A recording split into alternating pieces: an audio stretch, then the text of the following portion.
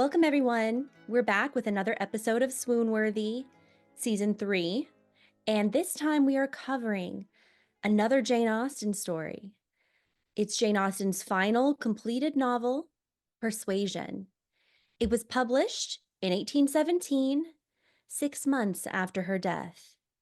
And it's considered her most mature novel.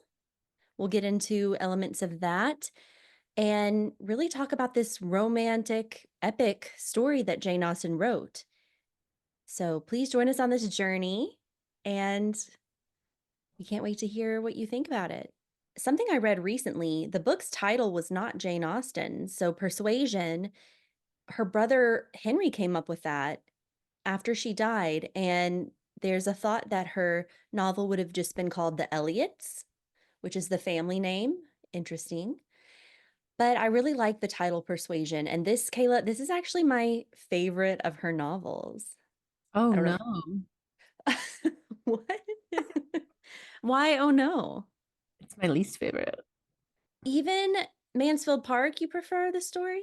Yeah, I feel like not Mansfield. I feel like Persuasion is just missing that je ne sais quoi. I disagree. And I think some of our listeners would disagree because, I think some of them would agree. okay. No, probably not. Yeah. Well, no. There will be some. But I fell in love with this novel and the the story of this love that happened 8 years ago. So our heroine is Anne Elliot, and she's 27. So she's definitely on the older side for an unmarried heroine. Okay. She's the middle sister. She is totally just ignored by her father and older sister. And her younger sister is a complete hypochondriac narcissist. In fact, many of her family members are narcissists, but she is just this perfect, compassionate, empathetic young woman. And I think she's such a beautiful heroine. I think that it was a sweet little film, but it could have been an email. Okay, so would you say you're more of a fan of the kind of the more popular ones, Pride and Prejudice, Sense and Sensibility, Emma? Well, yeah, I mean, I think there's a reason why they're more popular. Okay, I think we've got Kayla's opinion on Persuasion.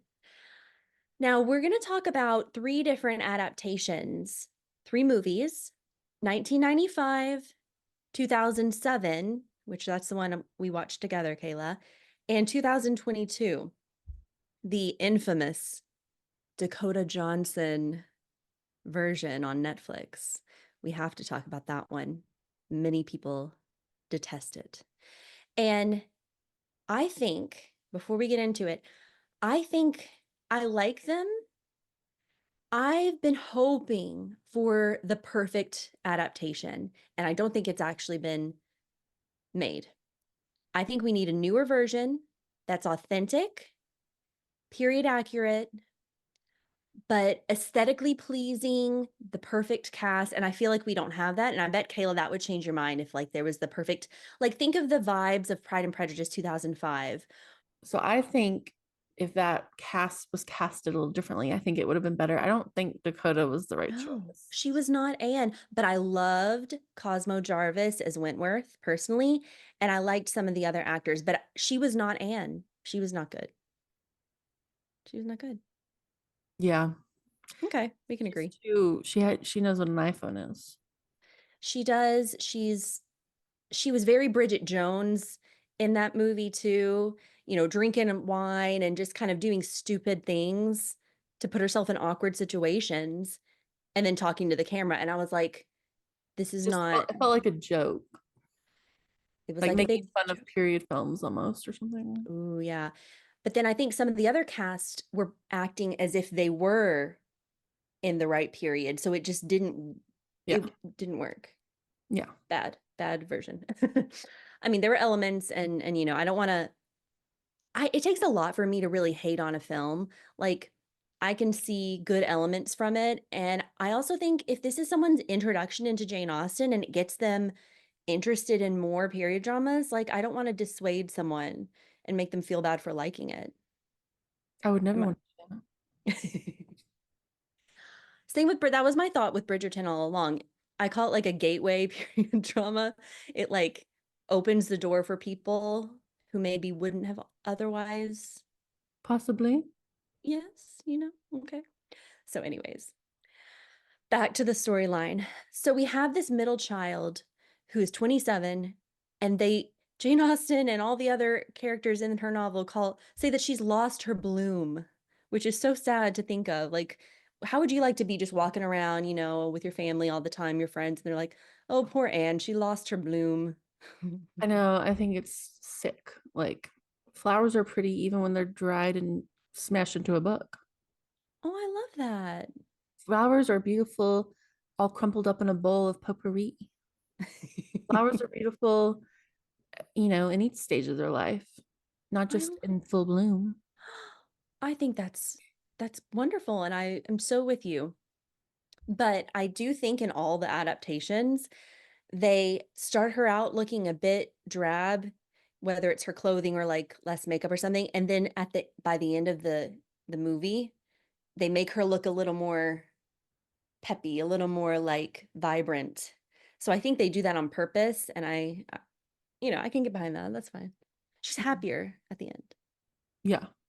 So she's prettier, therefore, because she's happy. Yeah. There we go. Okay. Okay, so let's talk a little bit about the 2007 one, Kayla. Oh, wait. That's uh-huh. I like what you said just now. My brain caught up with me. So, so yeah, it's kind of like all along she didn't lose her bloom. She was sad. Exactly. How she's expected to, on the outside look and feel herself and pretty if she's not feeling it on the inside. Yeah. People are so mean and judgmental. Yes, 100%. And okay, so let's talk about the 2007 BBC adaptation that you and I watched together with our mother. This one stars Sally Hawkins, who is a two-time Oscar nominee as Anne Elliot. And I think she was a very good Anne because she's sweet, but her acting is so like she's an Oscar nominated actress. Like she has the acting chops to pull this off. And I liked her in the role. Did you? No, yeah, I thought she was an excellent choice. Didn't like the bangs. I know. And her hair, it was plastered down pretty tight and a little greasy, if I may say. And then like the bangs, it just They went full bloom loss. yes. And they achieved that. But she's still beautiful, I think, as an actress, as a woman. And I think that her acting just is great. So that's what I have to say about that. But yeah, I think a different hair style would have been A nicer. different wig, perhaps. I don't even know, Kayla. I am not one. We need to call We'll in have our to friend ask. Stephanie. Let's call it phone in a friend. And were there wigs used in this one, Stephanie? I don't know. It is pretty plastered down tight to her hair. I think her head, I think it Oh was. yeah, I mean they were probably like, we can use a real hair for this one. Another thing people mention with this one, so this is a TV movie, BBC, and it was made the same time as our favorite Northanger Abbey with Felicity Jones. Kayla. Love it. I know we raved about that one last season. But the screen is very shaky, like the cinematography, like they do some shaky camera work on purpose. And I think you mentioned it when we were watching it, but I think you said you kind of liked it. Yeah, that's never bothered me because it gives it more of a natural feel like you're in the room with them. Mm-hmm. Okay, well, and I think it's funny that you said that too, because there's a video you filmed my friends and I in middle school. We were doing this, how should I put this? This Charlie's Angels movie, home video sequel spoof. Not a spoof. We were very serious. But anyways, you were the director and videographer, and you did a bit of some shaky camera work on purpose, if I'm not mistaken. I see we're driving and I had to make the effect. The Yep. driving effect. Oh boy. Anyways, and in this adaptation, we also get Anthony Head as or Heed as the father, Mr. Sir Walter Elliot, and that's Giles from Buffy. You'll see this actor. He pops up in period dramas every once in a while. He was even in Bridgerton. Giles was. And he is, how should I say this, Kayla? A snob and a half.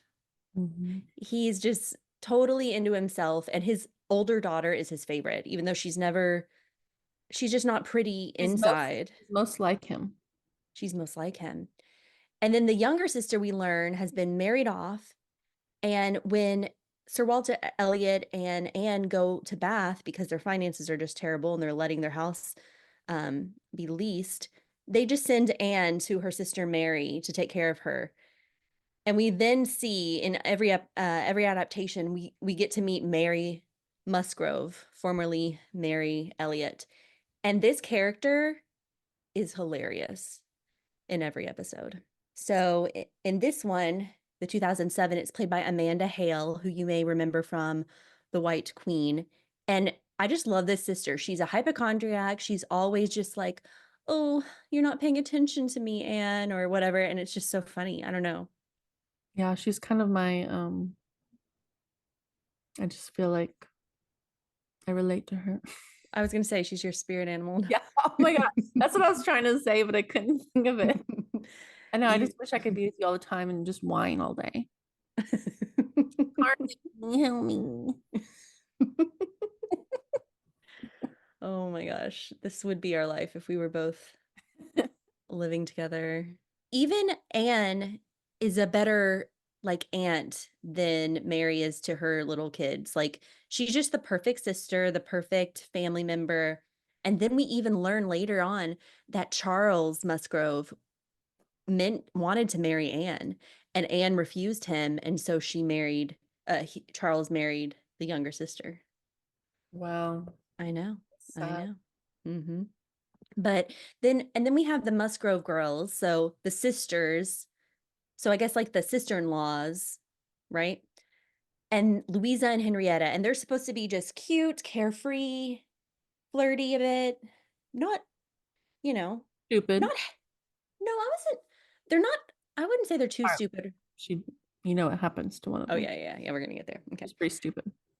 Yeah, that's a good plot point. We're gonna talk about in a minute. Okay. And let's see what else about the 2007 version. Oh, well, Wentworth comes in. Captain Wentworth. Love, love, love the 2007 Wentworth, played by Rupert Penry Jones. He's kind Henry? of, huh? Yeah, Henry? yeah. Like not Henry, but Penry. I kind of like that. I've never heard Rupert. of that in my life. It's part of his last name, but yeah, Rupert Penry Jones. There needs to be more Penrys in the world. So I think he is a dashing Wentworth. He kind of reminds me of like a blonde Darcy. He's kind of, when he first comes in, he's very stoic, very regal. Of course, he's in a different social and financial bracket than your Darcy. So this is a self-made man. Okay. He didn't have any prospects when he was younger, no connections. And he went and joined the Navy and made a name for himself. And this to me is such a cool hero. So he's, did you catch that, Kayla? Self-made man. He's not like, he didn't come from rich background. Penry. Wentworth. Oh, Penry Whitworth? Kayla, shush, no. Frederick Wentworth. You're Okay. just being silly. Okay, so Frederick Wentworth. And we learned this is the man that fell in love with our heroine, Anne Elliot, 8 years ago. And Lady Russell, who is acting like the mother figure to Anne, persuaded Anne to turn him down. So 8 years ago, she was head over heels in love with this guy, but because he wasn't rich enough, everyone made her say no. Isn't that terrible? I mean, it happens. Well, so that's the whole thing. So, and I believe in the book, she was engaged technically and then broke it off versus saying, like, no. I mean, she loved this guy. She wanted to spend her life with him. So are you saying, Kayla, that you would turn someone down if they, no, you wouldn't. You're if they're, you, No, I'm not, but I'm just saying I've heard this story before. oh, okay, fine. But anyways, but now 8 years later, everyone, all the girls want him, essentially. He's handsome and wealthy and like sweet. So like why wouldn't anyone want him? So even the little Musgrove girls are flirting with him right in front of Anne's eyes. And he comes in, he's bitter, He's resentful of Anne. He doesn't understand why Anne broke his heart all those years ago. And so he's a little rude at first, you know? He's kind of like at the dinner table and he's like, well, no, no, no, no, no. Okay. Yeah. Okay. So we've been talking about the 2007 version. Maybe this is just a good time to talk about the other casting real fast. So in the 1995 TV movie, Oh which man, I believe is also BBC, let me just double check. And you watched the 95 one, right, Kayla? unfortunately. Kayla, this is the most liked one. Okay.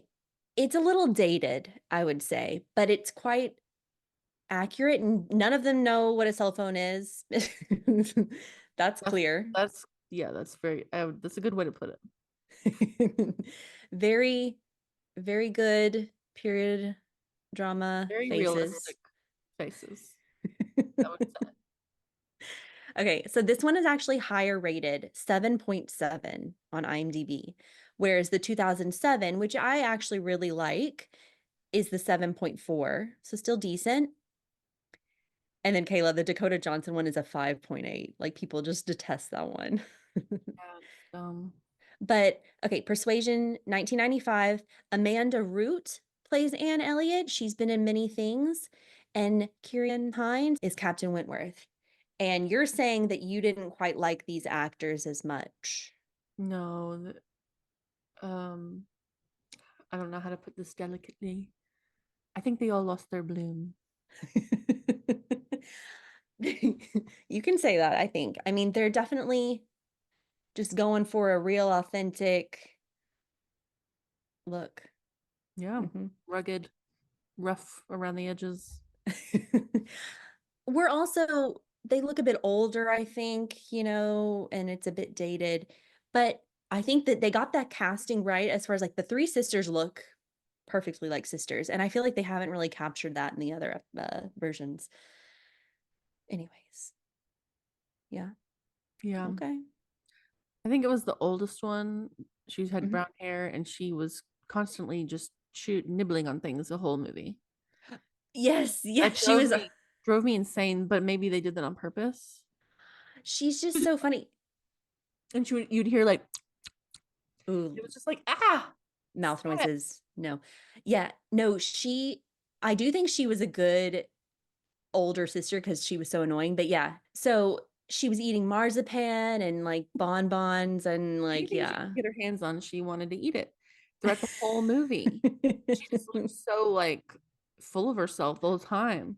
I think she was a very perfect Elizabeth. Actually, I liked her better than some of the others. The older sister, I always forget them in the other versions, but you remember her in this one. Oh, it's ingrained in my memory. Okay, so that's played by Phoebe Nichols. And Kayla, she is in Downton Abbey. She's Lily James's character's mother, and she plays just the worst character. She's so mean to Lily James, Rose in Downton, that's why um, Rose goes and lives with the Cora and the Crawley girls, is because her mom is such a Bia. Anyways, and then the younger sister, Mary Musgrove, in the 1995 version is Emma Thompson's sister, Sophie Thompson, who is in the Gwyneth Paltrow Emma. She plays Miss Bates. So we've seen her before too. And then lastly, I want to point out, what is her name? Mrs. Dursley. So Harry Potter, Mrs. Dursley, the horrible aunt. She's a side character. She plays Mrs. Croft. Anyways. Oh, okay. Anywho. Okay, so that's the cast of 1995, and I loved your comments on the older sister. That's funny that you caught that. Okay, so let's get back to the story. So there's a lot of flirtation between Louisa Musgrove and Captain Wentworth, and Anne even overhears him like complimenting her on her firmness of character and like how she wouldn't be persuaded by anyone else. And he's doing all this so that because he's just so hurt by Anne. And I don't know, it's just an interesting story. Then they all go to Lyme, which is a seaside town. Okay. And they're having a good time. They're kind of a cute little group of people. Anne's always kind of hanging out in the background, but she makes really good friends with Wentworth's friends. Everything's nice and going well. And then we have the incident, Kayla, that I think you were referring to earlier, where they're walking on the jetty. I mean, I think it's a jetty or just a sea walk, right? Seawall. Seawall structure that kind of goes out on the ocean. And so they're having a merry time. And Louisa decides to do what she did before and jump from a wall, catch me to Captain Wentworth, who's down below. And she does it once and she's like, oh, that was so fun. Let me do it again. And she runs up the stairs and she does it again. And he doesn't catch her because she's just like she's way too far. Splat. Like she just Yeah. almost dies. Bam. What is that about? And okay, so we were watching this with our mother, and I was like really wanting my mom to pay attention to this part because I knew she would say something really funny. And there goes Louisa jumping off, and she just goes, what is she, 3? Who does that? Yeah, that was hilarious. Her Oh timing my was God. great. But yeah, this one it was really funny. And then are we gonna talk about the other versions? Yeah, so this is what the 2007 you're saying was funny? It was funny and like just it was like what the hell? But then the 95 version was like it was crazy because he like yells, no, you don't do that. And then she does it and it's like it's like slow motion and it's like she's falling and she just keeps going down through the shot, and like I was trying to look at her face expression and she was just like I mean, every version, every time this happens, it gets you because you're like, why? what? Why? You crazy girl. Because she's not even like near him and she's too far away, usually, like too high up. Dummy. Just gets caught up in the excitement. Like Does he's she ever in. get out? Maybe she never gets out. She's just like going crazy. Yeah, she's let this girl loose and she just does stupid things. No. And I love that moment though, because you get to see Anne in her element. She's so good in a pinch. Earlier, she was perfect at taking care of the young boy, her nephew who fell out of a tree. And in this case, Louisa's on the ground and she's like, Captain Bennick, you go get the doctor because you know the town. You stay here, you do this. Like she is so perfect in these emergency situations. And that's just so cool for this character who's kind of sweet, kind of demure, really, truthfully. But if if you want her in an emergency, like, yeah, Captain Wentworth, who's already started to see like, oh my gosh, she actually is pretty awesome. I hate that she doesn't love me. He even says at one point, there's no one so capable as Anne. So you can still see that Wentworth still loves her. I mean, he might be flirting a little bit or giving attention to Louisa, but after this, he's like, okay, this girl, Crazy. not my type. I need someone like Anne who can do the right thing at the right time. Oh my goodness. And they Wait, how old? share, Louisa is described as being around 20 years old. Oh, she should have known better. Oh my gosh. And you know what? Okay, 1920. But you know what? She gets a good man in the end. She gets someone. So the guy that Anne sent to go get the doctor, Captain Bennick, one of Wentworth's friends, he lost his love and he's been very despondent and reading a lot of poetry. And he stays by her bed and nurses her and reads her poetry and they fall in love. And I think that's a sweet little story because the thought is he's gonna mellow her out. He's gonna he's gonna chill her out because he's really serious and like, you know what I'm saying?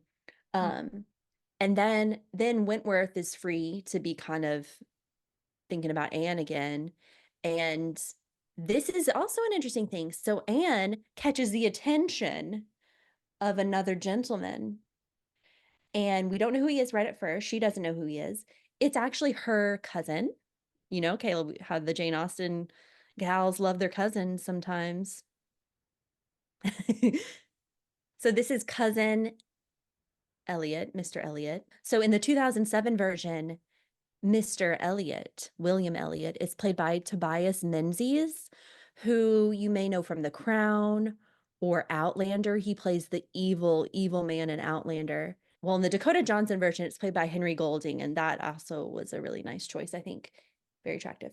But anyway, so this guy is supposed to come in and kind of, Anne likes him. She doesn't hate him, but she definitely is smart enough to know that he's not 100% with her. Like he's an actor.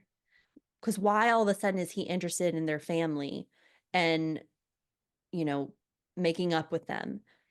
And we learn later it's because he's going to inherit the the estate, Kellynch Hall, and become the baronet. Okay. But he sees that the father is kind of entertaining or paying attention to a younger woman.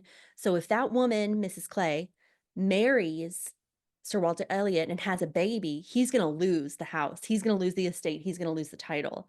So he's trying to prevent, do you see what I'm saying? He's trying to prevent the father, the proud, haughty Sir Walter Elliot from marrying again.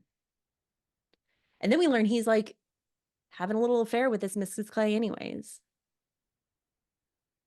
Okay. So the point is, Anne is smart, and even though Lady Russell and other people are like, yeah, you should totally go with him because then you're going to be the mistress of the estate. You're home. You want to go back home, right? She's like, no, this guy is not the love of my life, and I don't believe him. I don't trust him. Kind of like Mansfield Park. Yeah. Yes, yeah. She's got a good head on her shoulders. But I still think Henry Crawford is not that bad. Oh, yeah.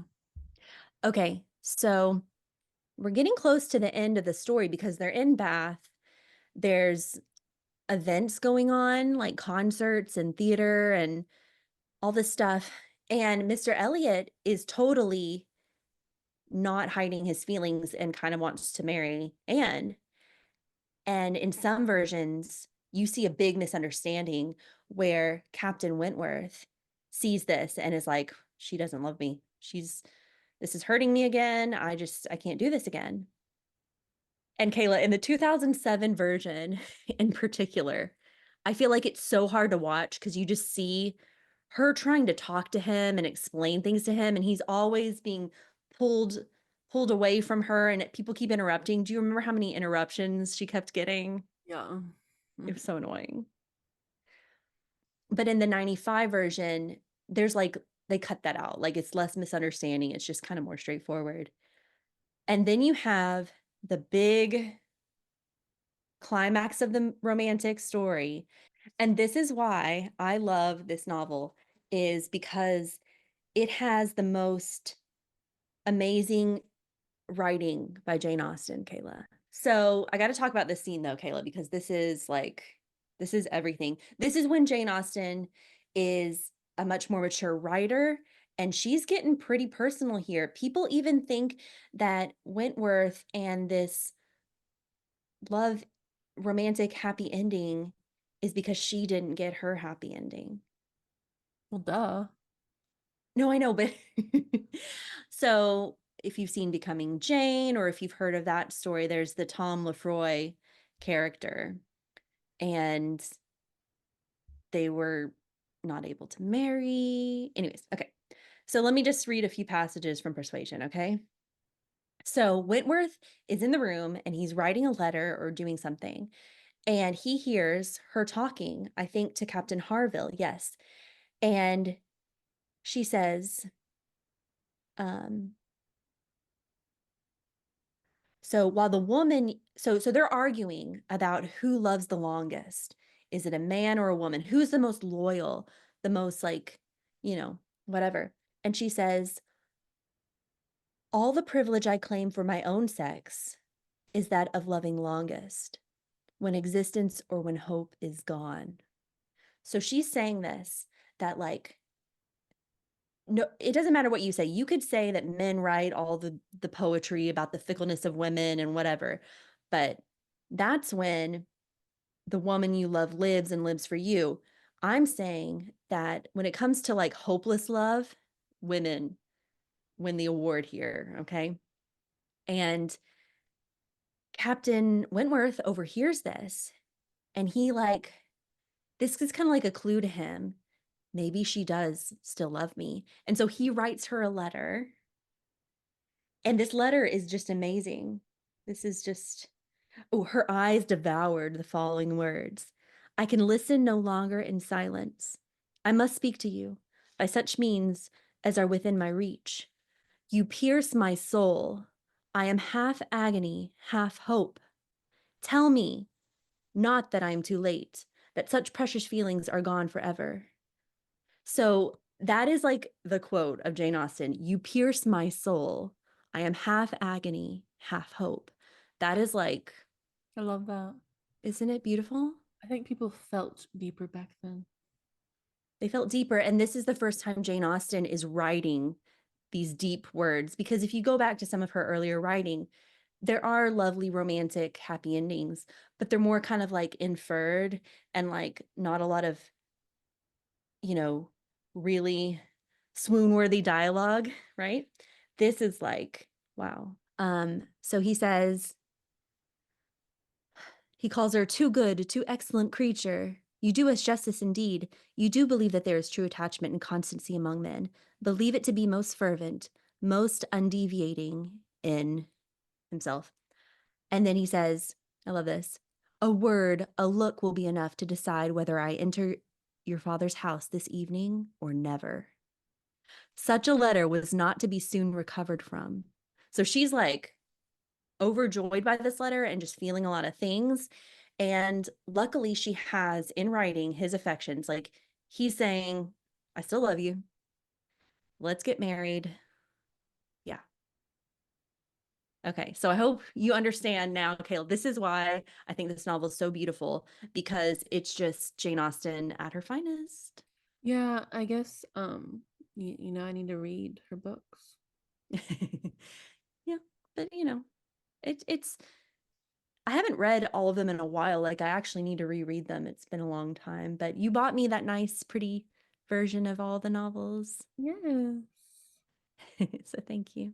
Okay, so I want to talk about the costumes for a bit and really break down the costume design in the three adaptations we've been talking about. So in 1995, the costumes were designed by Alexandra Byrne, who won the Oscar in 2008 for Elizabeth the Golden Age. And that's always been a favorite of ours.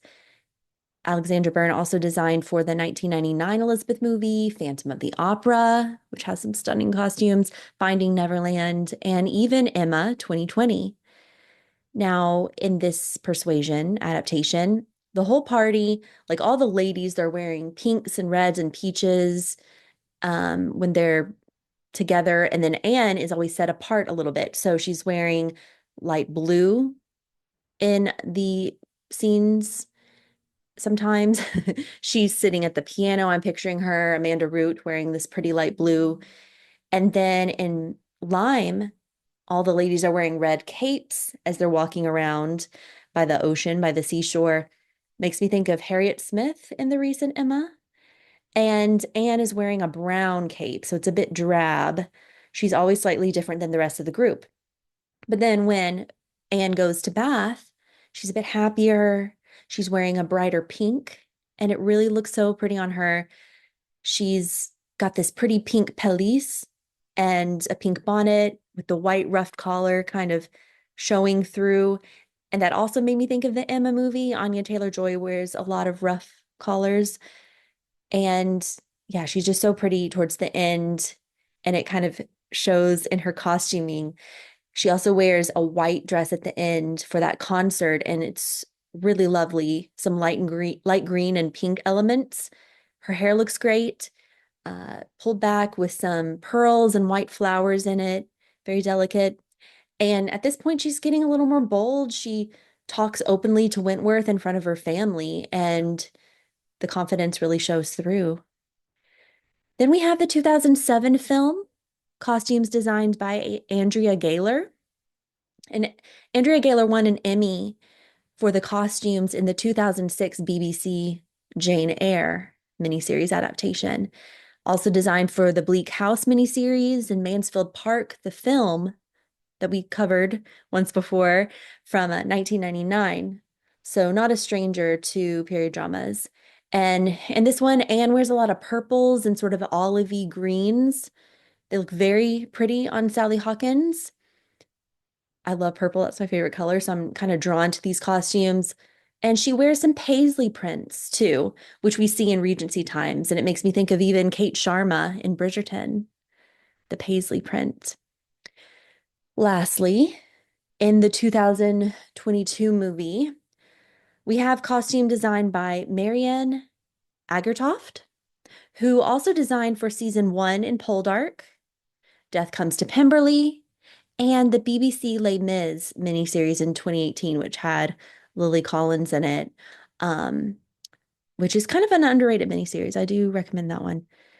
And many people had problems though with this 2022 movie and the costuming. Um, Not very period accurate. Again, it's kind of like half accurate, half modern. That's the approach they took with a lot of the movie, and it's with the costumes too. I don't think it worked very well. So the men's clothing looks kind of nice. We have Cosmo Jarvis in a nice uniform. We have Henry Golding, looks great in a top hat. The men look good. And then Anne's sisters, the older and the younger sisters, they wear more traditional clothing, Regency looks, right? But Anne, Dakota Johnson, has more of a modern look. And it just doesn't fit. It doesn't work. Um, and it's, at one point I think she's wearing a white button-down shirt, like a boyfriend shirt, tucked into a skirt that's just not long enough. It's showing her boots. And yeah, it doesn't go well. I like the colors of some of her gowns, indigo, like this aqua blue, magenta. So it's kind of nice, refreshing to see some of those newer colors, but then the sleeves make it look modern and not right. Um, yeah, at one point she's even wearing a beret, I think. Very strange. And then I just keep thinking of her hair being down, parted to the side, swooped over. It's just so modern.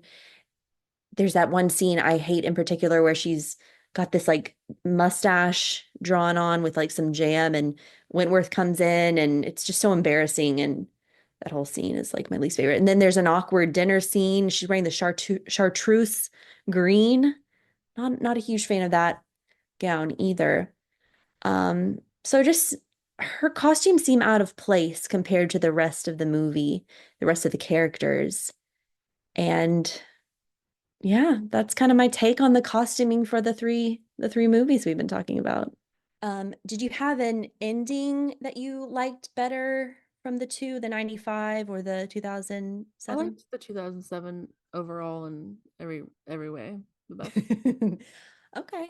I think that they did this scene really well in the 1995 version because you can see how he's listening to her talking to Captain Harville, and he's writing his other letter, and then he's like, "No, let me write a letter to Anne." And then he like comes back for his umbrella and is like, "Look, this letter's for you." I don't know. I think it's done really well. And then they meet in the street, they have a simple kiss. There's like this weird parade of circus street performers going on, which I thought was kind of funny. And then they end on a ship. So that's kind of a nice ending, I thought, because he is a naval captain and she's going to finally get to see the world by his side, which is so beautiful. But I do love the 2007, but it's kind of stressful. She's running around Bath, and like, I don't really know if a Regency woman would really be able to run around like that. I know, right? But that's why I Yeah. like it. Yeah, it is kind of fun and different. And then you just see her face while she's staring at him, like, and he's so tall, and they're both really tall. And the kiss is just very slow and it finally happens. But that ending is so sweet too when he takes her back to her home. It's almost like he purchased the home or is at least like leasing the home for a while and they dance and twirl in the front yard. It's just so cute. Yeah, see, I think that's why I like this version better because like when you're watching a movie, I just still feel like it doesn't need to be as close to the book. Like that's just like just read the book at that point. If I'm watching a movie, I want it to be an adaptation of the book, but in a more creative Mm-hmm. way. And I think that the 2007 version is the closest to that, but the 20 21 22. version, 2022 version just was not good at all. They could have done better. But you know what I mean? Like I want Yeah. a creative take on it. It doesn't even need to be 100% accurate. Right, which I think they achieved so well in like 2005 Pride and Prejudice Yeah, with exactly. Kira and Matthew McFadden and they're in the field walking to like that scene is so iconic. No, exactly, because that's the beauty of the film version is it's the visual take and the music and everything. It's what you can the other senses other than your reading. Is reading a Yeah. sense? Yeah, yeah. No, I'm with you. And that's why I think someone needs to make the perfect new version. So there was actually going to be another version by a director, a female director who I think would have had the right aesthetics and vision. Okay. Sophia Coppola? Well, yeah, Sophia, that would be great, actually. Good point. But no, it was another actress. I'm sorry, another director. I can't think of her name right now. And she was going to do a movie.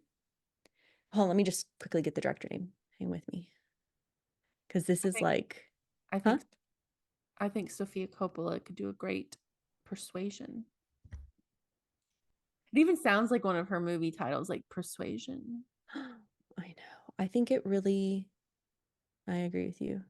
Sophia would make an epic one. Can we make that happen? And she's been doing period dramas a bit more lately, I feel like. Don't you think? Okay. So it would have been directed by Mahalia Bello, who directed this movie, BBC, The Last Song. And I think she would have been amazing. She had this cast Sarah Snook from Succession, Joel Fry. He's a British actor who was in Yesterday. He was in Our Flag Means Death. He's been in the Cruella movies. He was going to be Captain Wentworth. And so I loved this cast, Sarah Snook and Joel Fry. And this movie was going on at the same time as the Dakota Johnson one. And so that one fell apart and they kept the Netflix Dakota Johnson one. And I think this one would have been so good. That sucks. I hate Yeah. everything today. Okay, I hate people and their stupid decisions. ooh, okay, Kelly, I'm being a little dramatic here. People need to step it up and do what's right. Give me the persuasion that we deserve. Yes, it's going to happen. I think the right director, the right cast is going to come about.